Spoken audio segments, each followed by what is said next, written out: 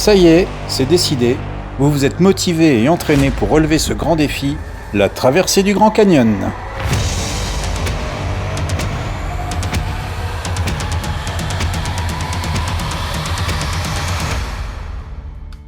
Et en même temps, comme dirait l'autre, le doute commence à s'installer. Sommes-nous vraiment préparés pour affronter ce challenge ? Quelles sont les réelles conditions pour le faire et ne pas risquer sur place de compromettre notre séjour aux States, à 8000 km de chez nous, d'un séjour qui nous coûte déjà des milliers d'euros ? Ces questions, nous nous les sommes posées et dans cette vidéo, nous vous livrons tout ce qu'il est important de savoir pour préparer au mieux une expédition exceptionnelle, une aventure avec un grand A, d'un canyon avec un grand C. Premier élément, et non des moindres, votre condition physique. 3 critères rentrent en ligne de compte. Votre pratique du sport en général, votre morale et votre IMC. Pour les sportifs réguliers du type une activité d'au moins 1 heure par semaine, pas de souci. En revanche, si pour vous le sport se résume à faire 1 semaine de ski dans l'année ou bien quelques sorties vélo ou à la piscine quand ça vous chante, le point crucial d'une telle activité résidera au niveau de votre capacité d'endurance pour effectuer un effort qui peut être violent sur plusieurs kilomètres et sous une chaleur écrasante. Le tout couplé avec l'état de votre morale dans l'effort et votre capacité à vous transcender. Pour vous faire une idée et vous donner des éléments de comparaison, présentons-nous. Stanislas, 51 ans au moment des faits, 1m83 pour 95 kg. Bref, un IMC de 28,4. Et en plus, très peu d'activités sportives tout au long de l'année. Plutôt du bricolage dans la maison, mais une endurance qui ne me fait pas défaut quand c'est nécessaire. Laure, 46 ans, 1m64 et kg. Bref, un IMC super. J'ai pas envie d'avoir des problèmes. Et une pratique du sport 1 à 2 fois par semaine, ce qui n'arrange pas les coups de pression quant à mes coups de fourchette. En résumé, tant que vous ne dépassez pas un IMC de 30, obésité modérée, et que vous n'avez pas de problème aux genoux, aux chevilles ou au dos, je dis banco, ça va le faire. Deuxième élément important, la météo. Orage, au désespoir, si ça tonne, le risque est grand. Le risque de la foudre évidemment, et surtout le risque de pratiquer la randonnée sous la pluie, avec un terrain compliqué, de cailloux glissants et avec de la boue.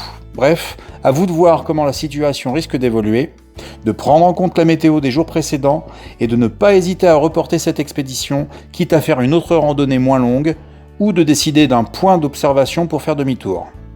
À surveiller aussi les températures. En général, il fait entre 10 et 15 degrés de plus tout au fond du canyon, et l'air est suffocant quand le thermomètre dépasse 35 degrés, et ce, malgré la présence du Colorado. À prendre en compte. Troisième élément, la randonnée en elle-même. 3 solutions s'offrent à vous. Petit 1, faire un bivouac au Phantom Ranch pour faire la randonnée sur 2 jours. C'est l'idéal avec pas mal de commodités au Phantom Ranch et une ambiance extrêmement conviviale pour avoir rencontré les autochtones qui gèrent le site et les passants d'un jour. Déconnexion totale, soirée au bord du Colorado ou les pieds dans le très rafraîchissant Bright Angel Creek qui passe à proximité du ranch. Mieux vaut s'y prendre très tôt pour la réservation. Je vous mets le lien officiel pour réserver dans la description. Petit 2. Faire la randonnée en 1 journée, en descendant depuis le Grand Canyon Nord et en remontant par le Bright Angel Trail. Des 3 options possibles, c'est nettement la moins bonne. Pourquoi ? Parce que vous aurez à récupérer vos bagages et ou votre voiture au Grand Canyon Nord. Bref, vous aurez à trouver un moyen de locomotion pour vous ramener sur vos pas. Rappelons qu'il faut environ 4 heures de voiture pour faire les 330 km qui séparent le Grand Canyon Sud du Grand Canyon Nord. De plus, la descente du North Kebab Trail est monotone, avec toujours le même axe de vision, dans une vallée très encaissée. C'est à mon avis la partie la moins belle de tout le Grand Canyon. Et enfin, petit 3, le top du top. La randonnée en 1 jour, en descendant par le South Kebab Trail et en remontant par le Bright Angel Trail. La descente est grandiose, vertigineuse par endroits, mais sans aucun passage du style flanc de montagne ou ravin délicat à passer. Toute la descente se fait sur une piste rocailleuse et accommodée de longues marches sur environ 70% de tout le parcours. Bref, ça casse les pattes et le seul risque à la descente, c'est la foulure et la fatigue dans les genoux. Les points de vue à la descente sont hyper diversifiés et nous vous conseillons d'en profiter à 1000% parce que c'est franchement pas le même état d'esprit à la remontée. Enfin, que faut-il emmener avec vous au matin du grand jour ? On commence avec une paire de bâtons de randonnée par personne. Nous avons les nôtres, rétractables et qui se rangent facilement dans nos bagages. C'est un incontournable à ne pas négliger.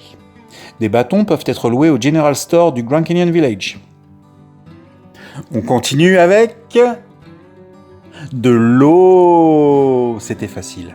Sur toute la descente du South Kebab Trail, aucun point d'eau jusqu'au Phantom Ranch. Perso, on avait pris avec nous 4 litres chacun, plus 1 litre de Gatorade chacun pour les sels minéraux. En plus de ces 5 litres, on a bu 1 litre de limonade fraîche au Phantom Ranch, 5$ le gobelet de 50 centilitres, plus 1$ le refill. Et enfin, 5 litres de flotte sur les 4 différents points d'eau aux endroits stratégiques du Bright Angel Trail à la remontée. Au total, on a consommé environ 11 litres de liquide chacun. Aucune pause restroom de la journée et aucun problème de type gastro les jours suivants alors qu'on pouvait s'y attendre en buvant l'eau à disposition du trail. Et enfin, de quoi se rassasier. La veille, on avait acheté au General Store pour 50$ de barres énergétiques et 4 bananes. Au final, on a mangé les bananes et pour environ 20$ des barres énergétiques. On s'est trimballé le reste des barres jusqu'à la fin du séjour pour les balancer à la poubelle la veille de l'avion. Bref, très peu faim de toute la journée, mais avec un bon hamburger frites le soir au resto. A noter aussi qu'on avait pris environ une 20aine de sachets de sucre, Laure étant diabétique sous pompe à insuline. Casquette, lunettes de soleil et crème solaire. Voilà, vous avez toutes les infos pour la préparation de cette journée qui se place pour nous dans notre top 3 des journées topissimes aux States. On se retrouve bientôt dans une nouvelle vidéo pour retracer ensemble le périple de cette folle journée, la descente, la montée et toutes les infos techniques et statistiques de cette randonnée de malade. Take care and see you soon!